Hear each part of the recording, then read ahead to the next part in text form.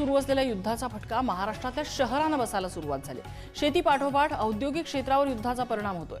औद्योगिक शहर अशी ओळख असलेल्या संभाजीनगरमधील उद्योजक या युद्धामुळे चिंतेत आहेत। आखाती देशात सुरू असलेल्या युद्धाचा परिणाम आता महाराष्ट्रातल्या उद्योग क्षेत्रावर दिसू लागलाय। छत्रपती संभाजीनगर MIDCतील लघु आणि मध्यम उद्योग युद्धजन्य परिस्थितीमुळे अडचणीत सापडलेत। शिपिंग मार्ग बदलल्यामुळे निर्यातीवर परिणाम झालाय।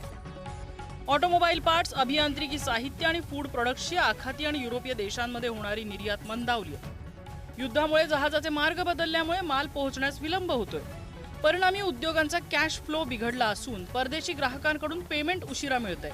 यासोबत उत्पादनाच्या ऑर्डर्स कमी झाल्यामुळे MIDC मधल्या अनेक उद्योगांमध्ये उत्पादनावर मर्यादा येतात। उद्योग क्षेत्रातल्या तज्ज्ञांच्या मते ही परिस्थिती कायम राहिल्यास रोजगार निर्मितीवरही परिणाम होण्याची शक्यता आहे। शिपिंग रूट बदललेले आहेत। काही माल आमचा जो आखात देशात चालला होता तो जहाजं थांबलेली आहेत। काही JNPT या बंदरावर काही कंटेनर्स, फूड प्रोडक्ट्स असतील, ऑटोमोबाईल कंपोनेंट्स त्यांचे कंटेनर थांबलेले आहेत आणि त्याचा परिणाम व्हायला सुरुवात झालेली आहे। आमचा कॅश फ्लो बिघडलेला आहे। डिलेड पेमेंट व्हायला लागलेलं आहे। उत्पादनाच्या ऑर्डर्स तिथल्या इम्पोर्टर लोकांनी कमी केलेल्या असल्यामुळे उत्पादनास खीळ बसलेली आहे आणि त्याचा परिणाम आता रोजगारी निर्मितीवर पण व्हायला लागलेला आहे। मध्य पूर्वेतल्या तणावामुळे क्रूड ऑइलच्या पुरवठ्यावर परिणाम झालाय। त्यामुळे पेट्रोल, डिझेल आणि CNGच्या किमतीत वाढ होण्याची शक्यता आहे। इंधनाचा तुटवडा निर्माण झाल्यास उद्योगांना पर्याय म्हणून विजेचा वापर करावा लागेल। मात्र विजेचा खर्च अधिक असल्यामुळे उत्पादन खर्च वाढण्याची भीती व्यक्त केली जाते। ओव्हरऑल इकॉनॉमीवर त्याचा परिणाम होत आहे, कारण हे सगळं चेन सप्लाय असतो। ही सप्लाय चेन पूर्ण डिस्टर्ब झालेली आहे।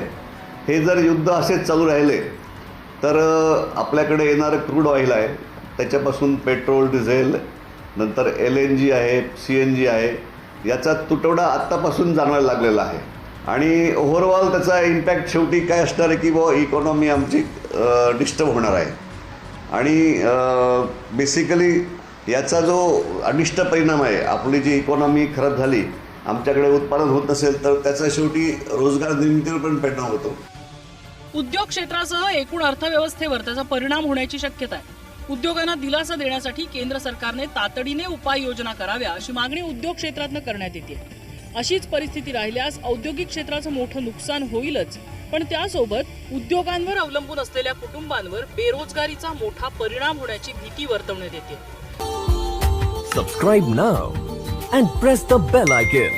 Never miss an update.